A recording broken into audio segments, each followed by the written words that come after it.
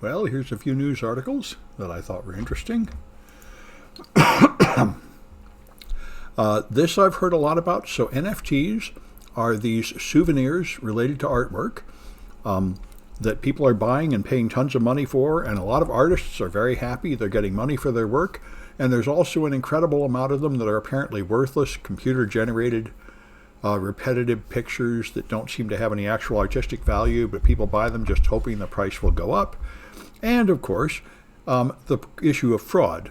And people are getting mad about it.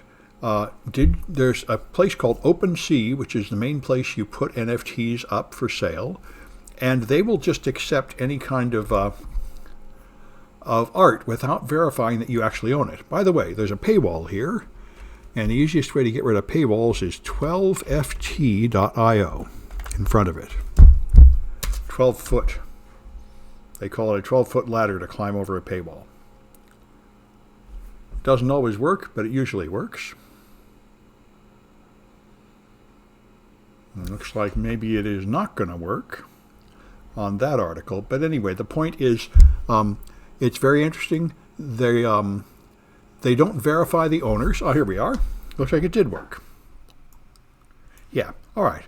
So anyway, OpenSea has grown fast. It's now valued at $13 billion, but they don't bother to verify that you own art before it puts it up. So some people have been writing automated scripts that will go to DeviantArt, which is a community more than 10 years old of artists, and just copy art and post it up there in an automated way. And so many artists are complaining that they're finding forgeries of their art on for sale as NFTs. And apparently OpenSea does not have an efficient process for taking them down. They say it's very burdensome for the artist and they're wasting their time filing complaints.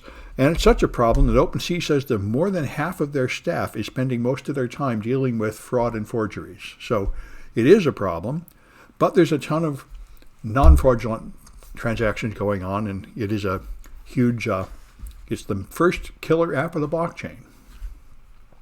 So anyway, the national debt surpassed $30 trillion. This is troubling.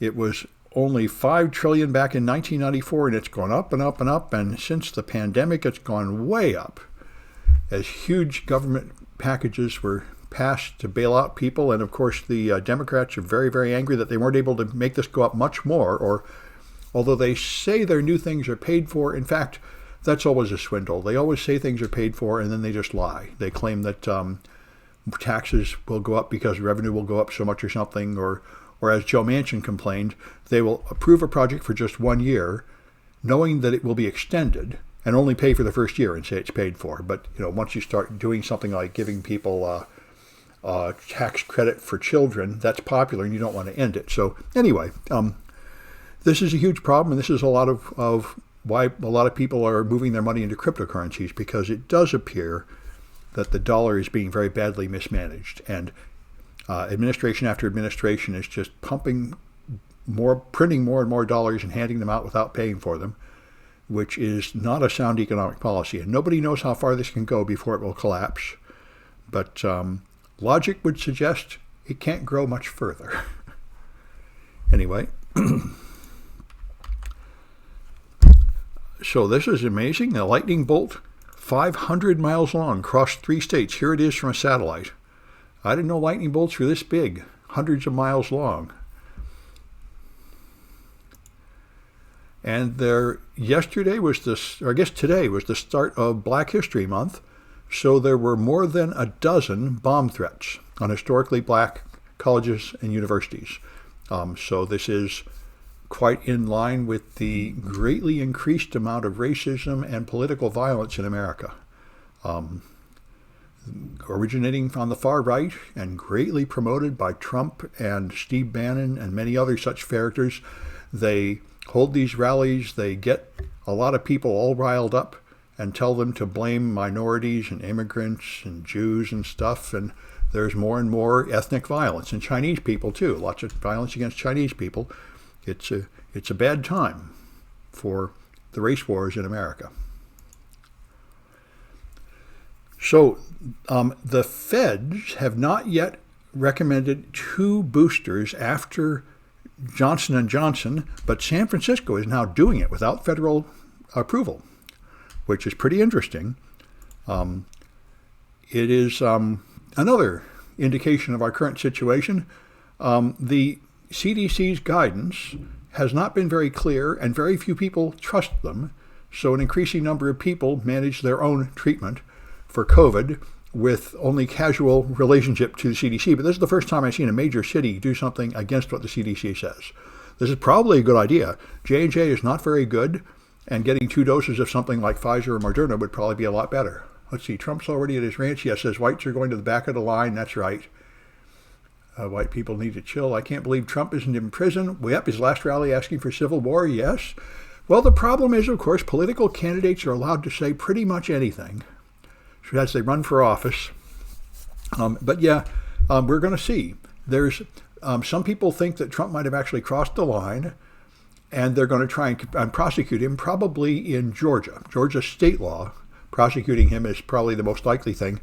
And I think if they were to prosecute Trump or try to put him in jail, that would also spark a burst of political violence as his supporters do what they told him to and go start rioting and stuff. It's a hard time. Anyway, so if you had J&J, you can get a second booster in San Francisco, apparently, and you probably should, is my opinion, because the J&J protection is not as good as the RNA vaccines. A lot of teachers are quitting. They're pretty miserable.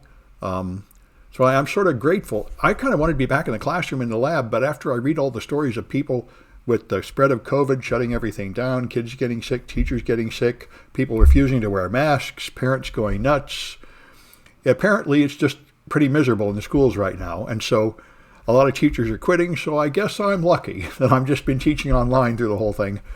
So my classes go on pretty much as usual. Getting back in the classroom looks like it's far more fraught than I had thought. Yeah, 2 people quit teaching jobs. Yeah.